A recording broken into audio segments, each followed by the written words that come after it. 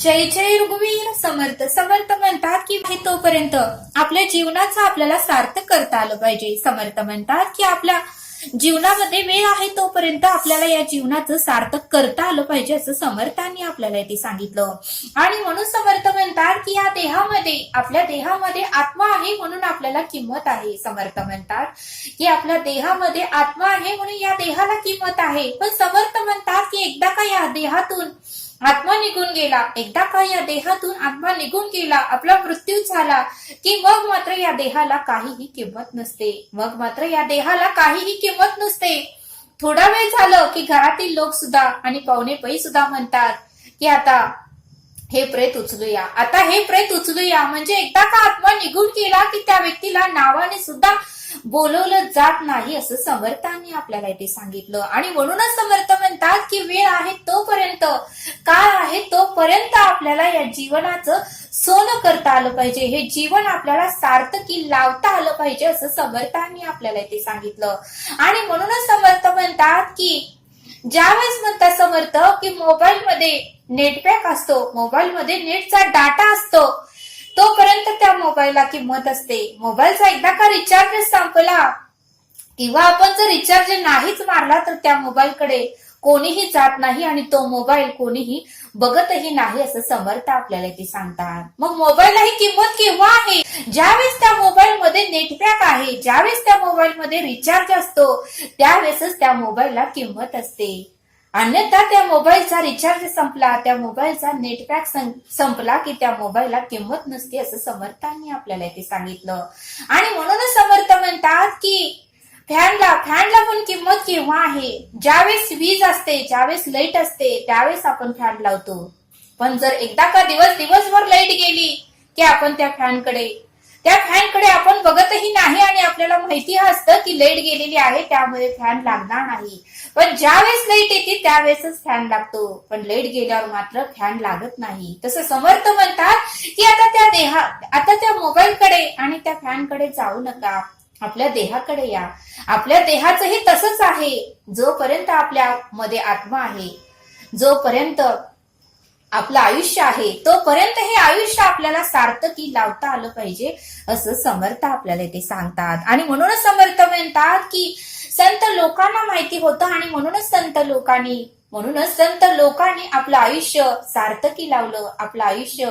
आपलं आयुष्य त्यांनी ईश्वराच्या चरणी समर्पित केलं. आणि म्हणूनच आज संत लोकांच्या पालख्या निघतात आणि म्हणूनच आज संत लोकांचा मेळा भरतो. आणि म्हणूनच समर्थ म्हणतात की आज पंढरीमध्ये आषाढी वारीला गर्दीही चालू आहे आणि आषाढी वारीसाठी लोक पंढरपुरातही जात आहेत असं समर्थांनी आपल्याला ते सांगितलं.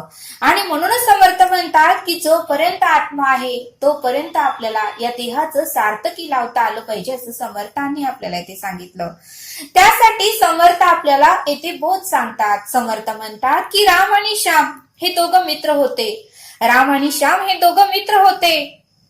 आणि मग मात्र रामला एक छोटासा बिझनेस करायचा होता. चहाचा आणि नाश्त्याचं त्याला एक दुकान टाकायचं होतं. आणि म्हणून त्याने बँकेकडून 50,000चं कर्ज घेतलं, लोन घेतलं. पण ज्यावेळेस त्याचं लोन सँक्शन झालं, त्याला पैसेही मिळाले. आणि मग मात्र थोड्या दिवसांनी श्यामने ते पैसे मोजले तर त्यावेळेस मात्र त्याला 49,500 रुपये त्याच्या पर्समध्ये होते. पण 500 रुपये कुठे गेले? कोणीतरी चोरी केलेली होती, त्याचाच विचार राम करू लागला. आणि मग मात्र तो 500 रुपये कुठे गेले आणि कोणी चोरी केली यासाठी तो आपले दिवस वाया घालू लागला. आणि मग मात्र श्यामला वाईट वाटू लागलं की रामने मात्र बँकेचं कर्ज घेतलेलं आहे, बँकेचा आता हप्ते चालू होतील, बँकेला आता त्याला व्याज द्यावं लागेल. आणि राम मात्र हाच विचार करून दिवस वाया घालवायला लागलाय. त्यावेळेस श्यामने रामला समजावून सांगितलं, बघ राम, तुझ्याकडे आता 49,500 रुपये आहेत, हे तू आता बिझनेस साठी वापर. हे 500 रुपये कोणी चोरी केले, कोणी घेतले याचा विचार तू करू नको. तू जर बिझनेस चालू केला तर तुला प्रॉफिट होईल आणि ते 500 रुपये तू लगेच काढशील. याच्यामध्ये तू वेळ वाया घालू नको. आणि हे रामला काही कळना. त्यावेळेस श्यामने परत एकदा समजावून सांगितलं, बघ म्हणले, आपल्याला एखाद्या कुणीतरी रागाने बोललं किंवा एखाद्या कारणावरून आपल्याशी जर वाद घातलं तर आपला पूर्ण दिवस वाया जातो आणि पूर्ण दिवस आपण त्या चर्चेचाच विचार करतो की तो मला समोरचा व्यक्ती असा रागाने का बोलला, माझं काय चुकलं होतं, मला खूप त्रास झाला, एवढ्याच्या कारणावरून त्यानं मला एवढं का बोललं, याचाच विचार आपण रात्रंदिवस करतो. आणि मग मात्र आपल्याला जो वेळ मिळालेला असतो तो वेळ आपण ह्या विचार करण्यातच घालवतो. असं श्यामने रामला समजावून सांगितलं. आणि मग श्याम म्हणाला की असंच तू ही करत आहे, तू ही 500 रुपये कोणी चोरी केले यासाठी तुझा वेळ खर्च करत आहे, वेळ वाया घालवत आहे. त्यापेक्षा तू तुझ्याकडे 49,500 रुपये आहेत ते तू बिझनेस साठी वापर आणि बिझनेस चालू केल्यानंतर तुला जो प्रॉफिट होतोय त्याच्यामध्ये ते 500 रुपये निघून जातील, असं श्यामने रामला समजावून सांगितलं. आणि श्याम म्हणाला की जे काय करायचं आहे ते आता वेळ आहे तोपर्यंतच कर, एकदा का वेळ निघून गेली की काहीच उपयोग नाही. आणि मग श्याम म्हणाला रामला, वेळेचा तू सदुपयोग कर, एकदा वेळ निघून गेली की पैसा देऊनही आपल्याला वेळ घेता येत नाही. आणि म्हणून तू आता 500 रुपये कुणी चोरी केले याचा विचार करून तू वेळ वाया घालू नको. त्यापेक्षा मी 500 रुपये आता प्रॉफिट कसे कमवू याकडे तू लक्ष दे. त्यावेळेस मात्र रामला श्यामचं सगळं काही म्हणणं पटलं आणि रामने मात्र दुसऱ्या दिवसापासून आपला बिझनेस चालू करायचं ठरवलं. बघा म्हणले समर्थ, या बोधातून आपल्याला हे शिकायला मिळतं की आपणही आपल्याला दिवसभरात कोणी मैत्रिणीने रागाने बोललं किंवा कोणी एखादी व्यक्ती जर रागाने बोलली की आपण तोच विचार करून दिवसेंदिवस, आठवडा, महिना आपल्या आयुष्यातला वाया घालवतो. जे झालं ते झालं, आता एकदा बोललेला शब्द परत माघारी घेता येत नाही. मग समर्थ म्हणतात ते झालं ते पुन्हा ती चूक करू नका, ती चूक सुधारण्याचा प्रयत्न करा. आणि आहे तो वेळामध्ये आपण सार्थक कसं लावता येईल, उत्तमाचं काम कसं करता येईल, आपल्या कामामध्ये आपण कसं जास्तीत जास्त लक्ष कसं देता येईल याकडे तुम्ही लक्ष द्या.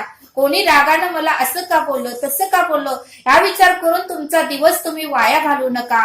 वेळ आहे तोपर्यंत आपल्याला सार्थक करता आलं पाहिजे. एकदा का वेळ निघून गेली की आपण कोट्याधीश रुपये जरी दिले तरी आपल्या आयुष्यामध्ये परत ती वेळ येत नाही. आणि म्हणूनच समर्थ म्हणतात की वेळ आहे तोपर्यंत आपल्याला उत्तमाची उपासना, नामस्मरण, श्रवण आणि उत्तमाची सत्कर्म आपल्याला करता आली पाहिजे, तसं समर्थांनी आपल्याला इथे सांगितलं. आणि म्हणूनच समर्थ म्हणतात की आपल्याला रोज नवीन कोरा 24 तासाचा दिवस मिळतो, त्यामध्ये टाइम टेबल ठरवा आणि वेळेनुसार सगळी कामं करा, म्हणजे आपला दिवस उत्तमाचा जातो आणि आपल्याला सुख, शांती आणि समाधान प्राप्त होईल, असं समर्थांनी आपल्याला इथे सांगितलं. तरी आता आपण येथेच थांबूया. धन्यवाद. जय सद्गुरू.